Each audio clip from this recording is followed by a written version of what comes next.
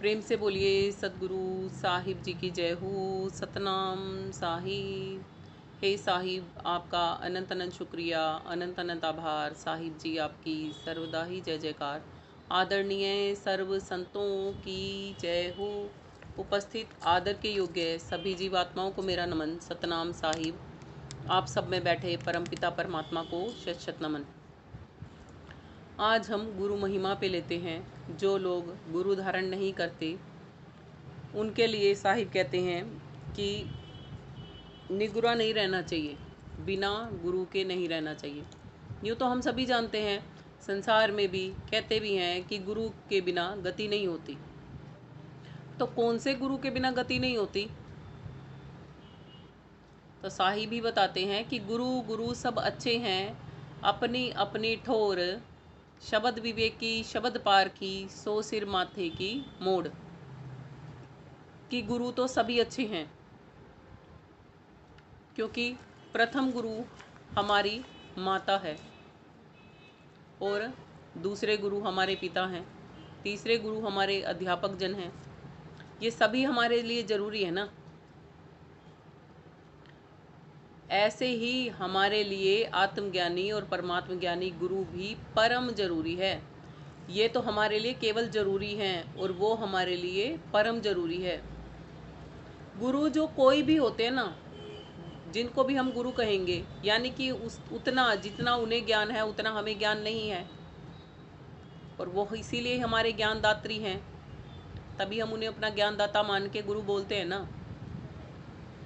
इसीलिए साहिब कहते हैं गुरु तो सभी अच्छे हैं, क्योंकि वो हमें ज्ञान दे रहे हैं, इसलिए वो सभी गुरु अच्छे हैं, चाहे वो कोई भी गुरु क्यों नहीं है। गुरु तो वो भी है, कहते हैं ना, एक जैसे मान लो कोई पाप कर्म करने वाला भी ना, वो भी हमारा गुरु बन सकता है। कैसे बन सकता है? कि हम उससे ये शिक्षण ले सकते हैं कि हमने ये कार्य नहीं करने। शिक्षा ही दे रहा है ना वो भी हमें। जो भी हमें किसी प्रकार का शिक्षण दे वो हमारा गुरु होता है। तो इसीलिए साहिब कहते हैं सब गुरु अच्छे हैं। कोई भी गुरु जिसके सामने गुरु ही लग गया तो वो भला बुरा कैसे होगा? क्योंकि कहते हैं गु अंधियारा जानिए, रूह कहिए प्रकाश, मेटे अज्ञान ज्ञान दे, गुरु नाम है तास। जिसके भी सामने ये लगता है गुरु शब्द, तो वो क्या करता है? हमारे अज्ञान को मिटा के हमें प्रकाश में यानी कि ज्ञानवान बनाता है। इसलिए गुरु सभी अच्छे होते हैं। अब कौन सा गुरु सिर माथे की मोड़ बताया है? केवल जिसके आगे लगा ना परम, परम जरूरी है, जो हमारे लिए सबसे ज़्यादा जरूरी।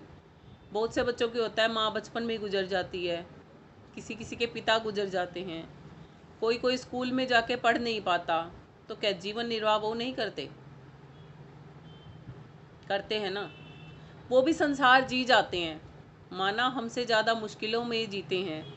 जिनके पास माँ बाप होते हैं, जिनके पास शिक्षण प्राप्त करने के लिए गुरु होते हैं, उनसे उनका जीवन अगर कंपैरिजन किया जाए तो थोड़ा डिफ़िकल्ट मिलेगा, डिफ़िकल्ट होगा ना। बट वो भी संसार में तो सरवाइव कर ही जाते हैं। लेकिन जिन आत्माओं के जीवन में शब्द भेदी पूर्ण गुरु का आना नहीं होता ना, वे आत्माएं अभागी हैं, भाग नहीं है उनके। कहते हैं ना बहुत भाग होते हैं हमारे। कोई हमारे ऐसे कर्म हमने किए होते हैं जिन कर्मों से हमारा ऐसा भाग्य बना होता है कि हमारे जीवन में एक सच्चे शब्द भेदी गुरु का आगमन होता है। कबीर साहिब जी ने यही बात धर्मदास जी को भी कही थी कि पूर्व जन्म के कर्मों से तोहे मिला मैं आप। भी तुझे मैं अपने आप कब मिलाऊं? पूर्व तेरे जन्मों के कर्म ऐसे थे, तेरे भाग सबल्ले थे कि मैं तुझे मिला हूं। ऐसे ही जिन जिन आत्माओं के जीवन में सार शब्दी गुरु का आना होता है ना, एक संत का आना होता है, आगमन होता है, तो उनका जीवन आधा तो सफलता प्राप्त करे हुए हो ही जाता है। क्योंकि जब टीचर मिल गया, अब बाकी क्या रह गया? पढ़ना बाकी रह गया ना।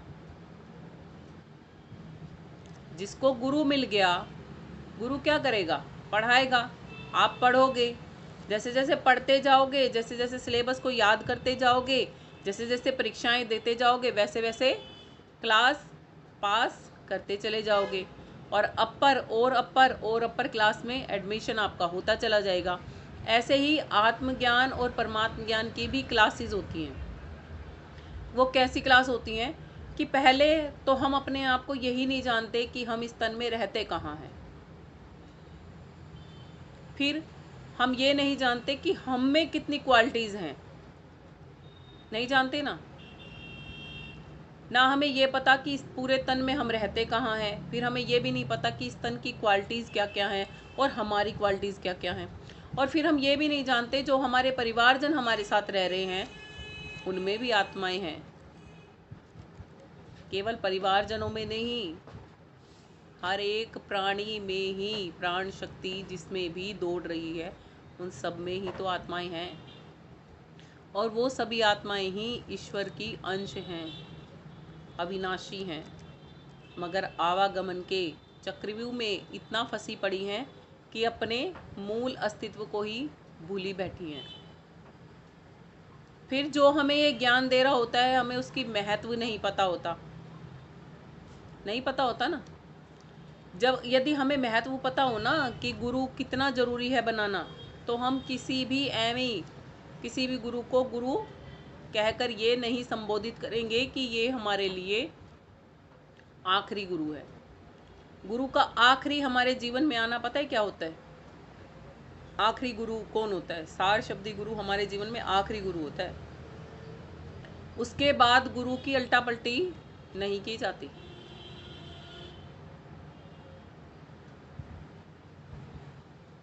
कहते हैं ना पहला प्यार तो हम भूलते नहीं हैं, मगर पहला प्यार सदा सक्सेस हो ये भी ज़रूरी नहीं है। आखिरी जिससे प्यार होता है ना वो लास्ट तक आखिरी में ही मिला है, क्योंकि आखिरी तक ही चलेगा फिर वो, है ना। इसलिए कहते हैं सार शब्दी गुरु का जिसके जीवन में आगमन हो जाता है ना फिर उसको गुरु नहीं बदलना चाहिए। इसके लिए बना था कि गुरु धारण करो तो ध्यान देकर करो, कि आखिरी गुरु होना चाहिए तुम्हारे पास जो तुम्हारे को आखिरी और छोर तक पहुंचा दे, जो तुम्हें उस अनंत परमात्मा से मिला दे जिसका आदि मध्य और अंत नहीं है, जो अनंत ही है। उस परमात्मा से मिलाने के लिए वही गुरु चाहिएगा जो उसको मिल चुका होगा, और इसीलिए ही उसको कहा जाता है शब्द वेदी गुरु। अभी मैं कल परसों एक सत्संग सुन रही थी जिसमें एक गुरुजी व्याख्या कर रहे थे कि भक्ति, हम सूक्ष्म में जो हमारी भक्ति होती है ना, सूक्ष्म शरीर में भक्ति होती है, उसके बारे में जिक्र करके उसके 5 वो बता रहे थे कि 5 प्रकार से हम भक्ति कर सकते हैं। शब्द की भक्ति, स्पर्श की भक्ति, रूप की भक्ति, शब्द स्पर्श रूप रस की भक्ति और गंध की भक्ति, जिसमें से कि उन्होंने 4 भक्तियों के बारे में बताया था, जो कि मैं आपको बता देती हूँ यहाँ पर भी कि शब्द की भक्ति क्या होती है। जब आप गुरु से ज्ञान लेते हो, जो गुरु शब्द सुना रहा है ये आपकी भक्ति ही तो है, इसी से तो आपको भक्ति करना आएगा ना। ये शब्द की भक्ति है कि गुरु जो ज्ञान सुना रहा है उसके ज्ञान उपदेश पर जब आप चल रहे हो तो वो आपकी शब्द की भक्ति है। फिर उन्होंने बताया था कि स्पर्श की भक्ति, जब हम गुरु से कहते हैं ना हमें आशीर्वाद दे दो, या आशीर्वाद पाने के लिए, यानी कि स्पर्श आता है ना उनका, हम उनके चरणों को स्पर्श करते हैं, उनका हाथ का स्पर्श मिलता है, तो ये कौन सा स्पर्श है? ये भी भक्ति का ही अंग है, इससे भी हमें शक्ति मिलती है। देखो गुरु के शब्द से शक्ति मिलती है आत्मा को, जब उस पर कार्य करती है, तो ऐसे ही आशीर्वाद से शक्ति मिलती है ना।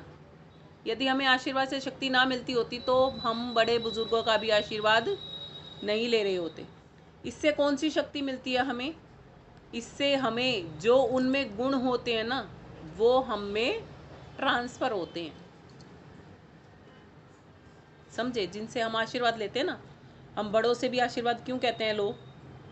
उनके आशीर्वाद लेने से जो उनमें सद्गुण होते हैं वो हमें ट्रांसफ़र होते हैं। ठीक, अब उसके बाद आती है शब्द हो गया, स्पर्श हो गया। आप कहते हैं रूप की भक्ति। रूप की भक्ति कैसे है कि जो आप गुरु को देख रहे हो, गुरु आपको देख रहा है, दृष्टि से दृष्टि मिलती है ना। इससे भी शक्ति का पात होता है। अगर इसमें शक्ति ना होती ना, तो आपने महाभारत में देखा होगा ना, एक की आंखों पे पट्टी बंधी होती है। कौन थे? गांधारी थे ना, गांधारी, जिनकी आंखों पे पट्टी बंधी हुई थी। उन्होंने अपने पुत्र को बचाने के लिए जब गुरु व्यास जी से पूछा था कि मुझे कुछ ऐसा बताओ कि मेरा एक ही पुत्र बच गया, 99 पुत्र मर चुके हैं, तो मैं कैसे बचा सकती हूँ, तो उन्होंने कहा, देवी, आपकी एक ऐसी शक्ति आपके पास है जिसका यदि आप प्रयोग करना चाहें तो आप कर सकती हैं, आपका पुत्र बच सकता है उस शक्ति के प्रयोग से।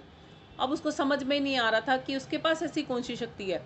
जैसे हमारे पास भी अनेक शक्तियां हैं, मगर हमें भी अपनी शक्तियों का भान नहीं है।